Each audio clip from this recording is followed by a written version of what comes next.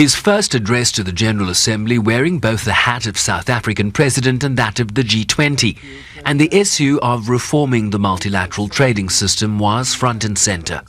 Trade is one of the most important instruments to mobilize domestic resources for development.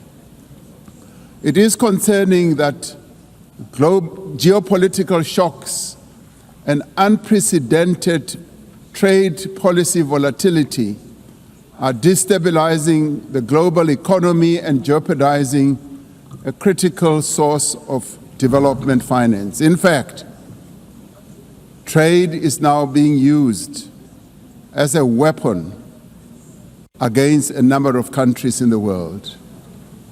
We must redouble our efforts to strengthen the link between trade and development. Unilateral trade practices and economic coercion have a detrimental impact on many nations.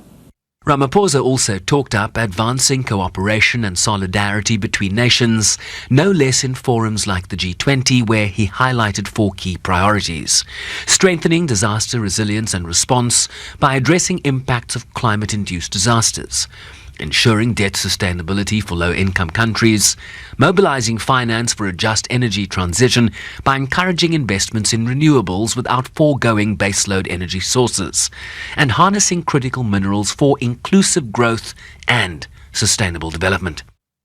These priorities reflect South Africa's commitment to addressing global challenges and promoting inclusive growth and sustainable development.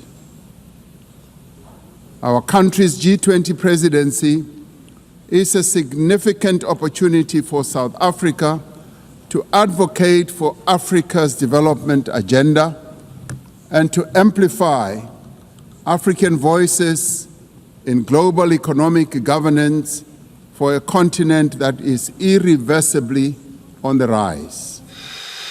He lamented increased military spending, while core development priorities were placed on the back burner, while pointing to the security and humanitarian catastrophes in Sudan, the DRC, and Gaza, among others.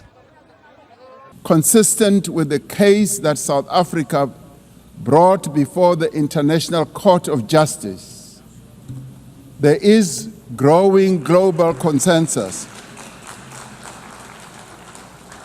There is growing global consensus that Israel is committing genocide in Gaza. Just last week, the United Nations Independent International Commission of Inquiry found that Israel is responsible for the commission of genocide in Gaza. As Palestinians continue to face genocide and famine, we have a duty to act.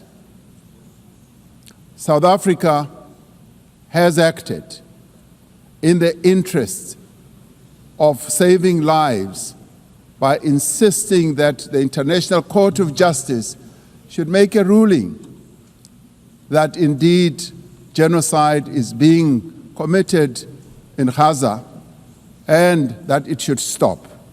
And we stand here to say it must stop. And on the next UN Secretary General, who will be elected during the current 80th session of the General Assembly. South Africa reaffirms its unwavering commitment to the empowerment of women and their full, equal, and meaningful participation in all spheres of life. Yes, we would support also the election of a female Secretary General of the United Nations. Ramaphosa again used the platform to call for the lifting of the economic embargo on Cuba, which he said caused untold damage to the country's economy, and asserted the responsibility of UN member states to reaffirm the right of self-determination for the people of Western Sahara.